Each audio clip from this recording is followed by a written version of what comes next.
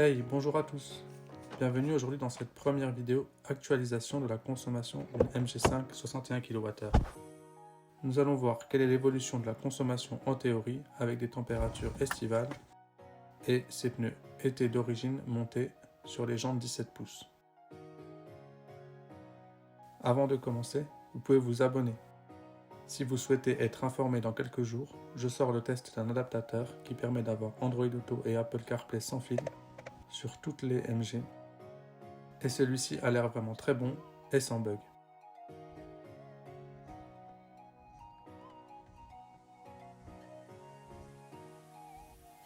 Reprenons la vidéo du jour. Afin d'actualiser la consommation de notre MG5 en conditions estivales avec ses pneus été d'origine et ses jantes 17 pouces, nous allons effectuer le même test que cet hiver et comparer les nouvelles consommations. Si vous ne l'avez pas vu, celui-ci est plus global et permet de mieux comprendre le test d'aujourd'hui. Il est disponible en fiche, en haut à droite. Aujourd'hui, nous allons faire un trajet unique à 110 km/h sur le même parcours test, avec une altitude d'arrivée et une altitude de départ équivalente. En mode éco, avec le régulateur activé sur l'ensemble du trajet et avec la régène au maximum. Pour avoir le minimum de variabilité, nous n'utiliserons pas le chauffage ni la climatisation. En ce qui concerne les différences, il y en a deux primordiales. D'un côté, nous avons utilisé des pneus hiver sur les jantes 16 pouces et de l'autre, des pneus été Primacy 3 d'origine montés sur les jantes 17 pouces, d'origine également. Les conditions météo étaient quasi similaires et avec très peu de vent et pas de pluie. L'autre différence est la température. Il fait évidemment plus chaud, mais la batterie est dans les deux cas à une température correcte d'utilisation. Car l'hiver, nous avons dû la préchauffer pour arriver à cette température, alors que là, c'est l'air ambiant qui l'a naturellement réchauffé. Procédons maintenant au test. Lors de ce timelapse, vous avez en bas à gauche l'affichage du tableau de bord du test de cet hiver avec les pneus hiver et les jantes 16 pouces. Au milieu, vous pouvez voir difficilement les consos du test du jour été 17 pouces, mais elles sont synthétisées dans le graphique au-dessus en vert. Vous y avez également les consos hiver 16 pouces en bleu, en fonction des kilomètres et de l'altitude. Va-t-on avoir une baisse de consommation du fait des températures plus clémentes et de l'utilisation de pneus été, ou bien une surconsommation du fait de l'utilisation de jantes avec un diamètre plus élevé? Si vous souhaitez plus d'infos sur ce point, une excellente vidéo du Choucroute Garage est disponible dans la description de la vidéo. Le trajet est exactement le même dans les deux cas. Un peu plus de 29 km sur une 2x2 voies de nuit pour éviter au maximum les différences dues à la circulation. C'est un parcours en aller-retour qui est un peu court pour être vraiment représentatif de la réalité. Il a l'avantage d'être un peu pessimiste car les phases de première accélération et freinage pèsent relativement moins sur les consos d'un voyage classique. La vitesse moyenne y est tout de même proche de 100 km/h. Je vous laisse avec les dernières secondes de ce timelapse. On se retrouve tout de suite pour les résultats.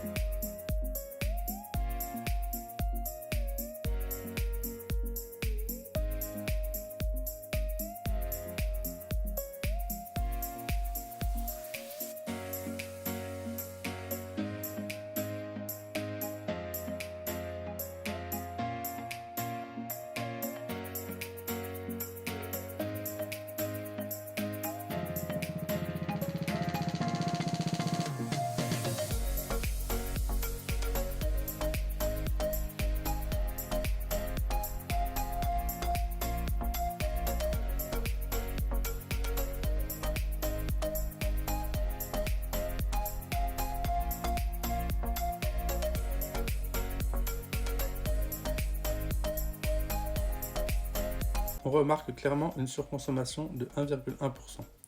En effet, lors de ce test, nous avions précédemment consommé 18,9 kWh au 100 km et aujourd'hui nous sommes à 19,1 kWh par 100 km. En ce qui concerne les conclusions, dites-moi votre avis en commentaire.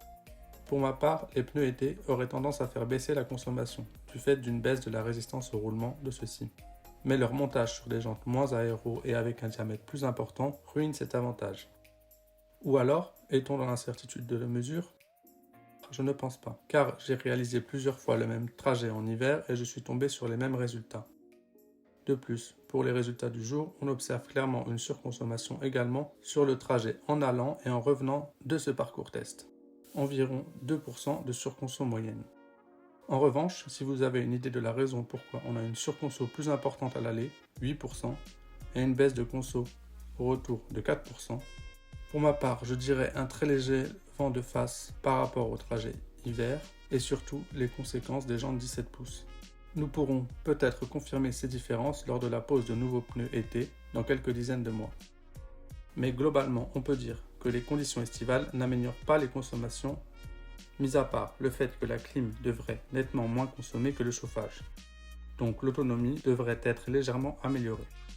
De plus, on peut dire que l'échauffement ou préchauffage de la batterie en hiver permet d'obtenir des scores comparables à l'été, et ceci est intéressant pour vos longs trajets par temps plus froid. Avec une batterie réchauffée en hiver, nous obtenons les mêmes performances qu'avec une batterie en mode été. Et cela confirme bien qu'à partir de 15 degrés, la température de la batterie est suffisante. Mais qu'en est-il en conditions réelles, dans des conditions de circulation normale? Quel gain peut-on espérer par rapport aux résultats de ce test?